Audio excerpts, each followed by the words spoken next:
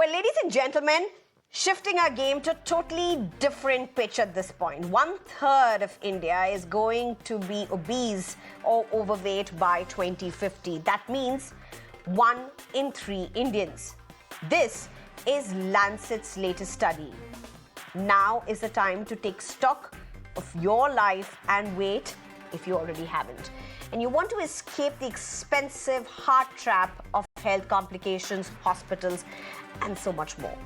Globally, more than half of all adults and 1/3 of children and adolescents will become overweight or obese by 2050. So it's not just India. Globally, this is a big concern, but India is on the hit list. That's right, that's the word I'm using. I'm using the word hit list because the truth is, and we'll get to that in a bit, India, China, US are the hotspots globally. We'll get to that in a bit. Now, older adolescents, 15 to 24 years of age, will be leading the obesity pack. Oversimplifying the data, I mean, I'm literally oversimplifying it, but just look at what Lancet says. If you look at young men, and we're looking at the adolescent 15 to 24 age category, for young men between 1990 and 2050, there would be a 5.6 times increase in obesity. Young women would see almost a 5.1 times increase in obesity. The numbers are absolutely staggering, ladies and gentlemen. In 2021 itself, India had the highest number of overweight or obese young people, surpassing China and the United States. Well, in India particularly, it's the vicious foe, according to Lancet. Processed food, salt, sugar, fat. The big culprits. The study brings to the fore the clear connect with childhood undernutrition, malnutrition, and adult obesity, compounding the risk of early onset of a host of lifestyle disorders such as type 2 diabetes, cardiovascular diseases, and certain cancers. Important in today's perspective because multinational food and beverage corporations and fast food chains are shifting their investments from high-income countries to low and middle-income countries where population growth, improvement in per capita income, and weaker regulations have created favorable markets for expansion. Between 2009 and 2019, the largest annual growth in ultra-processed food and beverage sales per capita was observed in Cameroon, Vietnam, and India. How much more would it take for India to officially recognize obesity as a major non-communicable disease? This is a race that India must lose, as China, India, US are the top hotspots, top 3 hotspots for that matter, as half of the world's obese live in 8 countries globally. What does this really mean for India? I'm being joined at this point by Dr. Shikha Sharma, who's a senior nutritionist, Satyajit Chaurasia, who's a celebrity fitness coach, Dr. S. Nagendra Boopathy, who's a senior consultant, interventional cardiology, Sri Ramachandra Medical Center, as well as Professor Dr. Sudhir Kumar, who's a senior consultant with Apollo Hospitals, Jubilee Hills, Hyderabad. Thank you very much, all of you, for joining us. Over the next 20 minutes, 25 minutes, let's just look into what India must do where India is. But firstly, Professor Dr. Sudhir Kumar, if you could just break this down for us. What does this mean for where India is when we look at what 2021 holds, where India is with respect to China and United States, the largest number of young obese people living in India, and the projections that Lancet has for 2050 in terms of obesity? Hello. What is India really staring Hello. at? What does it mean for today's generation? Hello. Hello? Yeah, thank you. I think it's a very, very timely topic, what we are going to discuss here. And the Lancet study also has come at the right time. We just had this World Obesity Day, where we need to spread the awareness about obesity. And Lancet study looked at 2 parts. One is from 1990 till 2021. In the last 30 years, what happened, and then the next 30 years, what could happen by 2050. So even the past 30 years, we have seen alarming data. And what we have seen in India is that prevalence of obesity has doubled. If you look at the data, so from 10 to 12%, now it's almost we are hitting 20 to 25%, which is almost doubled. And this number is likely to increase to 33 or 35% by 2050, based on the projections. So we already have seen in the last 30 years, and it is going to keep getting worse over time. So that will give us even the absolute number of people with obesity also will increase as well as the percentage. Now, obesity is not only the cosmetic thing. Many people say about body shaming, fat shaming. It is not just the cosmetic, but as a doctor, as a healthcare professional, we are also concerned about the illnesses or the non-communicable diseases which are going to increase or which have already increased because of obesity epidemic.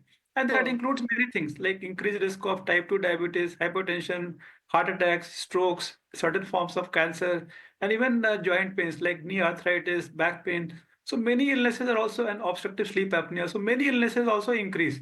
And even though our life expectancy is increasing, but there is something called as health expectancy. So where the person lives longer but healthy life. So the number of years that a person can remain healthy also will reduce with obesity. So these are the alarming figures which we are aware of, and then the future seems to So, be bleak. so Professor Sudhir, if I can ask you this now, people say that anyway, as you grow older, you are going to have higher hospital visits. Anyway, when you grow older, you're likely to have illnesses and sicknesses of various kinds. So, what's such a big concern around obesity? Yes, it makes you more prone to it. But for somebody who's sitting on the fence and knows that this is a real concern, could you just break this down that when we talk about India, the kind of population, and we're talking about 1 in 3 being obese by 2050, if that's what we are looking at, what does this mean for an individual who's watching you right now on their screens? Yeah, so if we look at the obesity as such, as I said, obesity, if it was just confined to cosmetic and the looks, then one need not worry. But it is leading to an increase in a number of illnesses, and many of them are disabling. If we talk about, say, knee osteoarthritis, so people cannot even walk. So simple things like going to washroom or even going to the nearby shop, they find it difficult. If someone were to happen, say, heart attack and then the heart failure, so again, they get breathless. So it cripples them. So they are not able to do their daily activities. Somebody who gets a stroke, they get paralyzed. So they cannot move. So one person is, sick, and And at a the lot same of time, younger people are getting strokes. yes, and as the Lancet study also said that it's not only adults and older people, but even the adolescents and children. So childhood obesity is one of the precursors for adult obesity.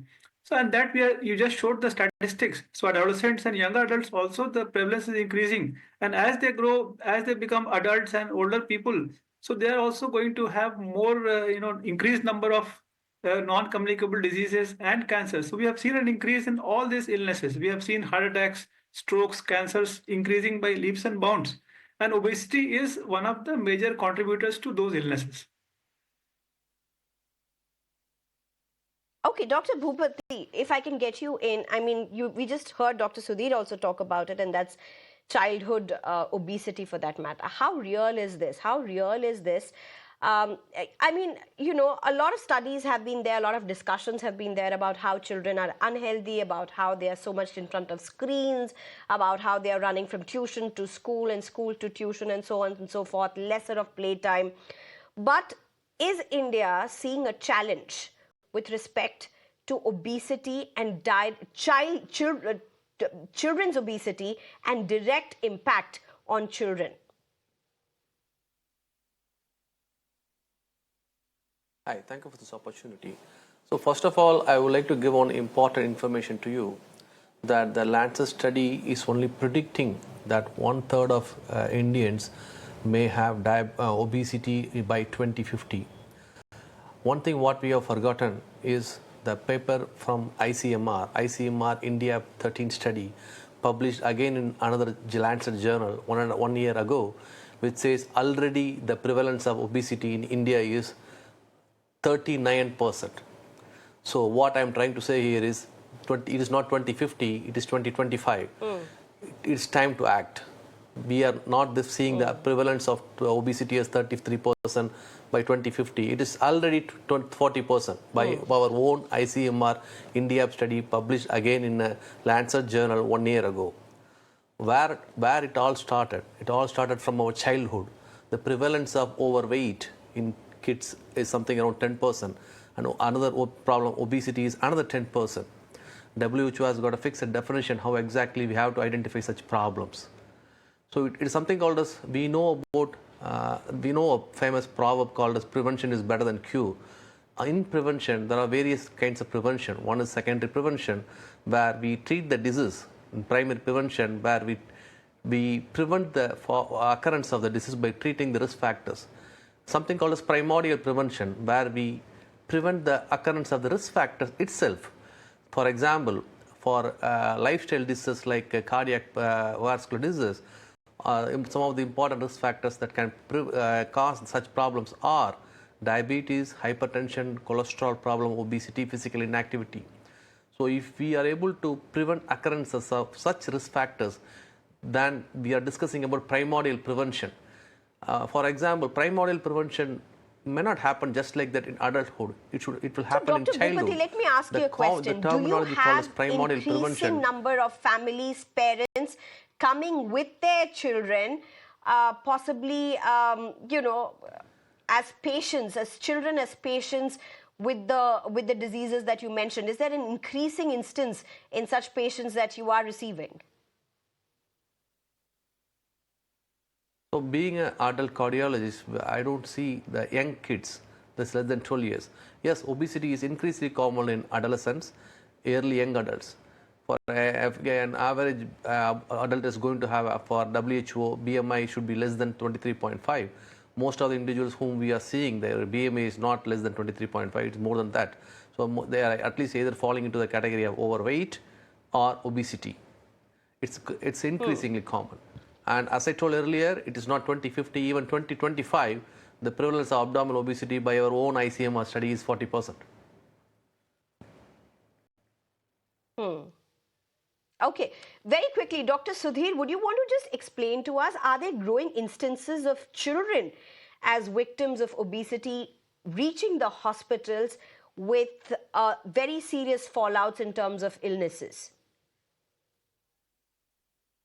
Right here. So one is that if you look at the average age of people who come with heart attack or stroke, in India it is already about a decade earlier than, say, the Western population. So when we were medical students about 30 years back, we were told that only those who are above 60 will get strokes and heart attacks.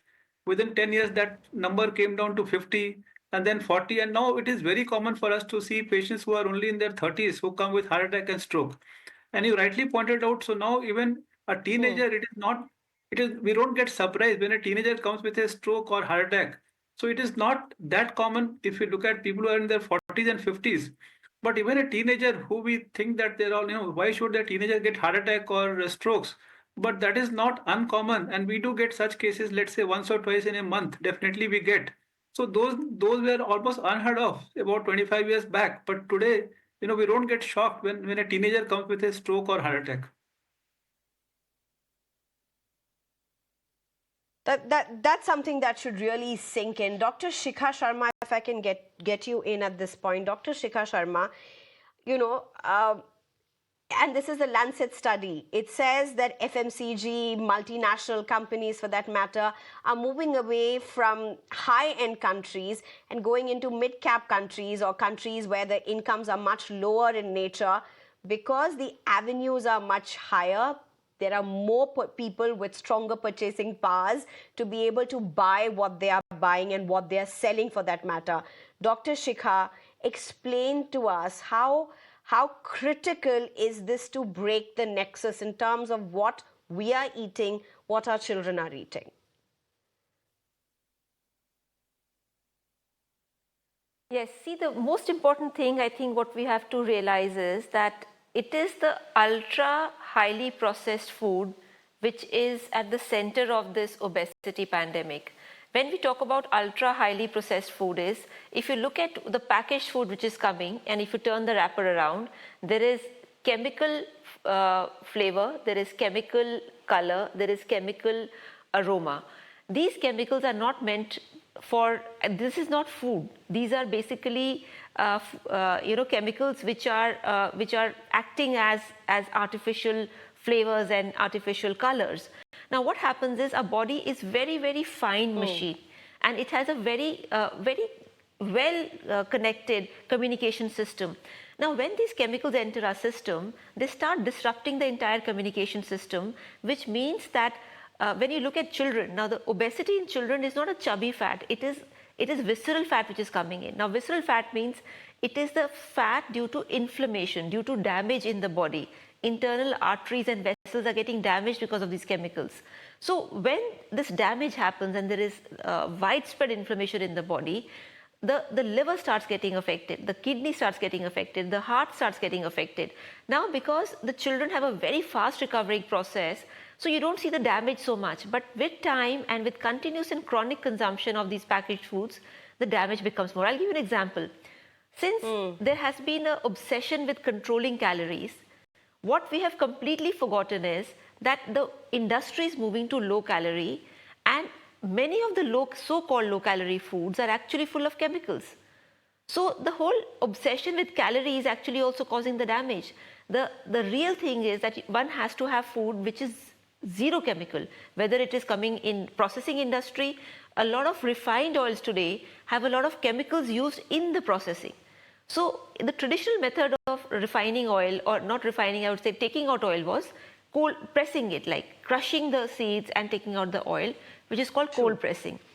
With large infrastructure development, all this started becoming in a mechanized fashion, where chemicals were also added to the refining process.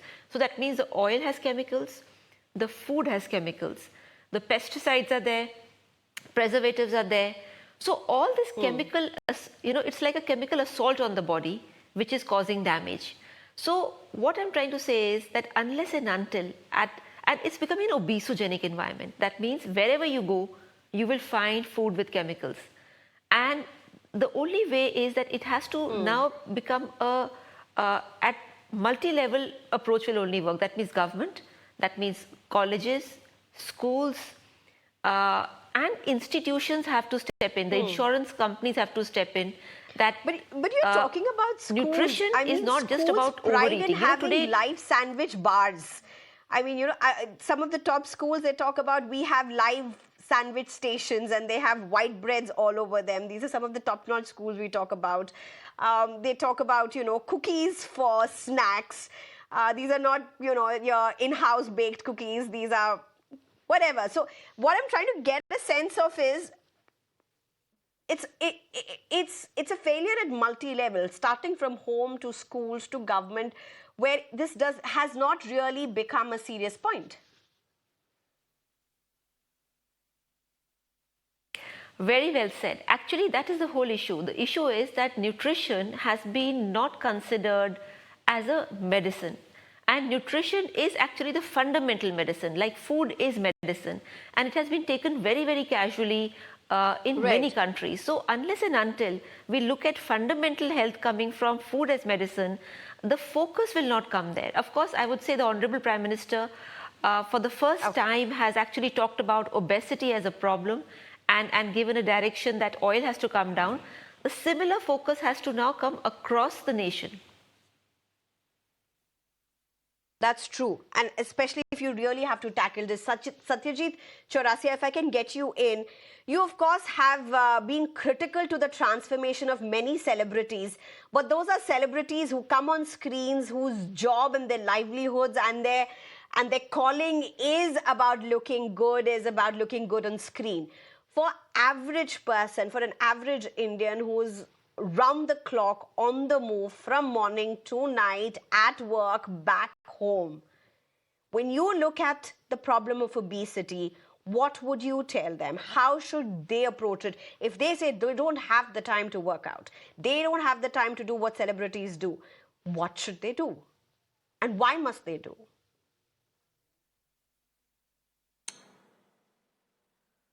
See, thank you so much. I tell always that consistency is the key. I've designed a circuit training of 5 minutes. You have to give yourself early morning 5 minutes, and that 5 minutes, I'm telling you, really helps a lot. It increases your metabolism, it helps you to gain muscle. Muscle is the real currency, as we know. Like, muscle is the most important thing we should gain. With that 5 minutes, I'm telling you, no need of going to the gym for hours, because it is not consistent. When we are, inspired and motivated, we go to the gym, we pay the fee, and in like 1 or 2 months, we leave the gym. So the consistency is the key. And with that 5 minutes, I'm telling you, in like 2-3 months, you can see a good transformation. And when you work out in the morning, you are serious and you want to eat the right thing, because everything is connected. And with that, stressed life, that 5 minutes, I'm telling you, it really helps a lot. 5 minutes for me is like So everything. if you're talking about and those you can 5 be minutes, super fit. and for somebody like, who you can be doesn't have good. access fitness to will be your good. 5-minute circuit, what should they do? See, it doesn't require any machine, any weights. This is just your body exercise, which is you need to learn, and you keep practicing, and it's damn easy. I'm telling you, 1 minute, 5 exercises. What I suggest to people, if they follow that, you will be happy, you will be very fit, because this is like very small and simple thing, but this is like a complete, it's a full universe. With 5 minutes, you can make a lot of change in your life. And you have to be very, the education of fitness is not there. People doesn't know how to approach fitness, and they are confused. They go to the gym, they do a lot of training, they get muscle sore, they get back pain, they get scared, they leave the gym. So this is a problem in a country. They want everything very fast. So the awareness has to be there. For the kids, I would really want them that the school should give a nice 1 hour or one period on fitness, where they will explain the nutrition, the diet, and exercise. This, I should feel, this is not there in our schools. There is a PT period, but that is not sufficient. And it should be, interesting. It should be exciting for the kids. If the right awareness will come at the right time, right age, I'm telling you, this whole problem will be, everybody will be saved. So, very small thing has to be incorporated in the school, and that is the start of a great, big, healthy country, a beginning for everyone. So, this is very simple to I think Mr. Chaurasia has a very and important point. this If you're is somebody who's like just been everything. not able to tackle your time, to start somewhere and to just be consistent possibly is the way to start. We want to put our best foot forward and do the best that we really can in terms of the hours, do that slogging out. But that may not be the best way really forward. Just start with what you can and the consistency. Dr. Sudhir, I want to talk about a very important point. And often this is looked down upon India, but I want the right perspective on it. There are also, look at the pandemic or the epidemic of whatever we want to call in terms of obesity. There are also now medical substitutes that are coming in. There are medicines that are in as well. Of course, policy, exercise, food is critical. But how much and how important is also to look at this medically in terms of medicines? Of course, you have Ozempic, which everybody is talking about.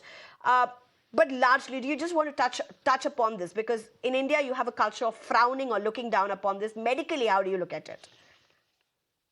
Yeah, it's very important, as our cardiologist Dr. Boopathy also pointed out, that primordial and primary prevention are the keys. But of course, if somebody has already become obese, so obviously we cannot talk about prevention in that person. So for treating obesity, there are multiple options. But even there, we have to remember that healthy diet and physical activity, they are still the keys. So it doesn't mean that we just give up the food. We can eat whatever we want. We can't. We should not do physical activity and just take Ozempic or any drug. It won't work, because what is known is that as long as the person takes Ozempic or any other drug, they may be able to lose weight. But the moment they stop, they will have a rebound weight gain again. So that will not work. So So we have to, focus on the diet. So basically, if you look at, and then also the cost factor would come in. We are not, our population, we are not so rich. They cannot afford. So pharma companies, of course, they will promote because, and people also want easy solutions, just taking a pill. Right. But the one thing about physical activity is that if somebody does it regularly, there is something called dopamine surge, and this post exercise or post this running, people get a high, what you call runners high, or after gym they get a high. And once somebody gets that high, we don't need any other kick and motivation. So it becomes a habit. Okay. And yeah. But it's okay, Dr. Shikha.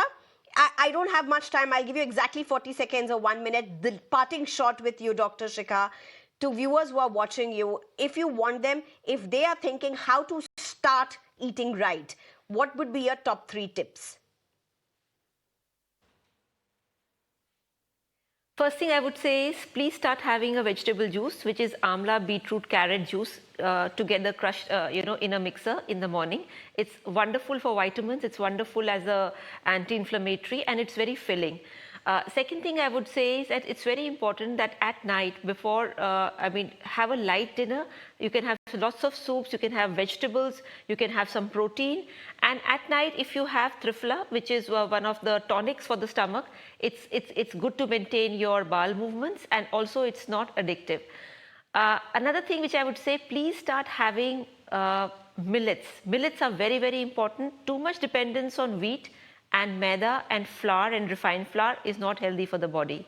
And of course, I would say it is important that when the season starts, as the weather becomes warmer, please have salads. The enzymes are very important for your gut biome. Okay. Okay, my director is saying time is totally up, and in fact, time is up for India as well. We're sitting on a live bomb. It's a ticking bomb. Doctors here have spoken umpteen about it. They've said how it's staring at our face. You definitely are part of this, viewers. Somebody in your family is already obese. It could just get worse unless you take things in your hands. So Dr. Sneha Sharma, Satyajit Chaurasia, Dr. S. Boopathy, as well as Dr. Sudhir Kumar, thank you very much for your time and your inputs. Thank you so much. It's time for a short break.